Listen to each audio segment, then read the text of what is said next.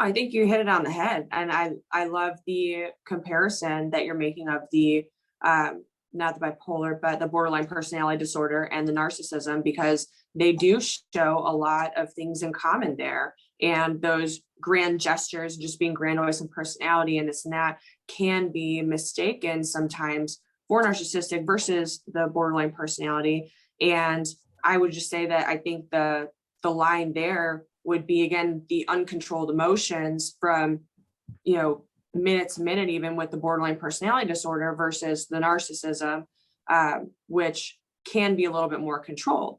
But again, very similar in the different columns and the different aspects in which they are similar. There's two main schools of thoughts when it comes to actually providing psychotherapy services to narcissistic personality disorder. First is the Kernberg school of thought, which is a very, very old school thought, basically uses a reality therapy approach, which is fancy, again, for kind of like a direct confrontation approach, challenging the person, saying that, hey, you're messing up. Hey, what you're doing, and it's almost a CBT approach as well. You say that you deserve all this credit and for what you've done and how you're this great person, but like, what are you actually doing? And it's almost like a CBT approach. Okay, like, what are you doing to want to get this credit? And you're pointing out the flaws and confronting them. And this is kind of an old school thought, and it's considered old school because for the audience out there, because it used to be very, very more direct. But now they add a CBT approach by, instead of just saying you're wrong, you're kind of pointing out the discrepancies between what they're saying and what they're doing. Have you used this type of approach in your internship or with your clients that you work with?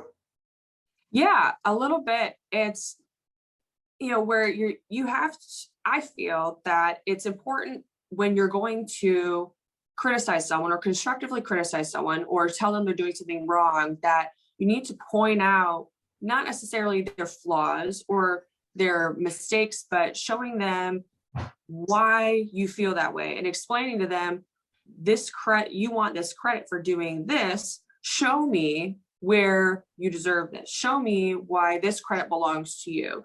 And just, again, making them realize that, oh, well, maybe I need to do more of XYZ in order to actually take credit for this. And how people approach it, and again, with tone of voice and just the tactics based on what state each individual is as they're being confronted, is huge. And so when we use this approach, it needs to be done tactfully, because otherwise it can just set someone into a rage and in a complete defensive position where they feel more validated because they feel attacked, so.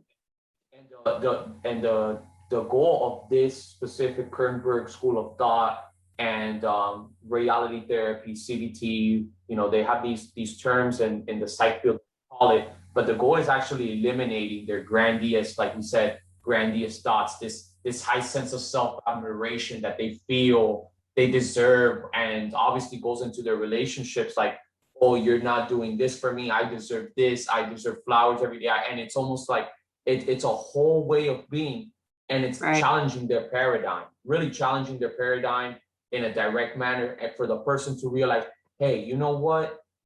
Maybe I really don't deserve some of the things that I'm saying I deserve. And that's why sometimes I was mentioning earlier about the diagnosis, because people think it's a life sentence, and it's not. It's not. Right. There are neurodevelopmental disorders that will be somewhat of a hindrance in the long term chronically, but some of these, it's just for a specific period of time. You're meeting this criteria in the DSM, and I always remind people and my clients that, because if not, they'll go around saying I have this, and it's almost like now they're identifying with that. So right.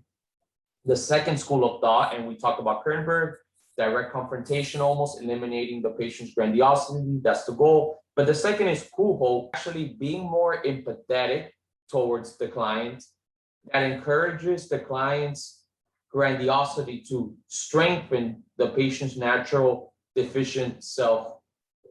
So basically what that means is oh yeah, you are, basically you're encouraging them, saying, oh, you are special, you are this, you are all these things. Okay, so what?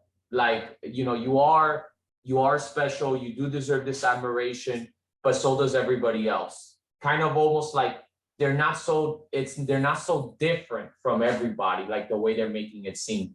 I don't really find that approach 100%. Like I don't see myself, and even me with my clients, using that approach 100%. But what do you think about that approach? And it's a little odd.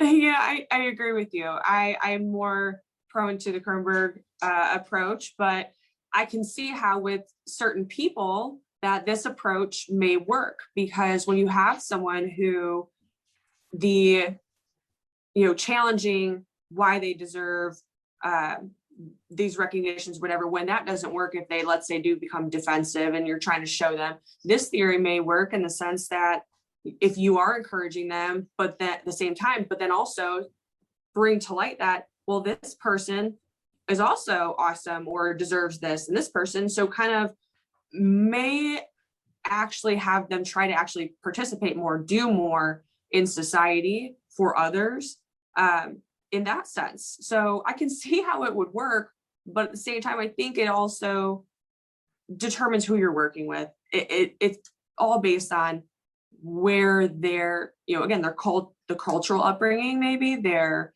environment. I think cultural environment has a lot to do with which theories that we as clinicians or therapists should choose to fit each client. And that's one thing that I love just about all of this, is there's so many different ways and approaches to help somebody in their journey.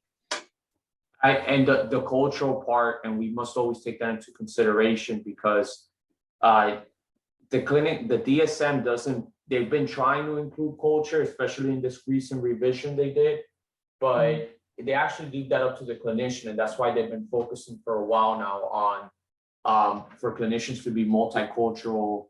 At the same time, approximately about 24 to 64%, this is straight out of the World Health Organization, by the way, will experience some sort of substance use disorder. Why do you think it is, though, that, especially with the substance use, why would someone that would struggling with the criteria men in the DSM with narcissistic personality disorder, why do you think they would struggle with substance use? So to me, it seems likely, and doesn't surprise me necessarily, that someone with, with any form of narcissistic or borderline personality disorder may end up with using substance abuse, or would also be clarified as depressed in certain circumstances, because in a certain way, these people get to this point or are diagnosed with these things because at some point in their life, early on, their needs generally aren't met, according to research, and these things form, so to speak. They're not necessarily born this way. And so over time, when their needs aren't being met, if the narcissist or borderline personality disorder person is struggling with meeting their own needs, and all of these grand gestures, being grandiose, and all this attention is still not fulfilling those needs, I can see how you turning to substance abuse or being depressed because they don't know how to feel the way they want to feel. They want to feel like they are being admired. They want to feel like they are loved, but all the attention doesn't necessarily bring that.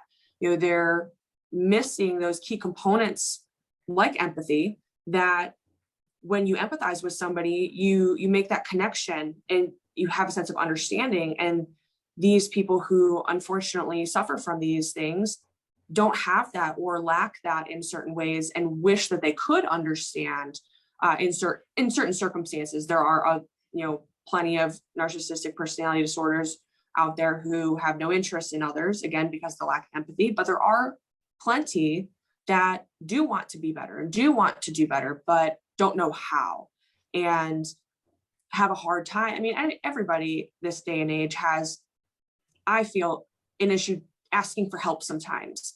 And I think that it is getting better, but you still, again, have those cultures that you don't turn to someone for help. You don't seek out help from a psychologist to work on your problems or work on yourself.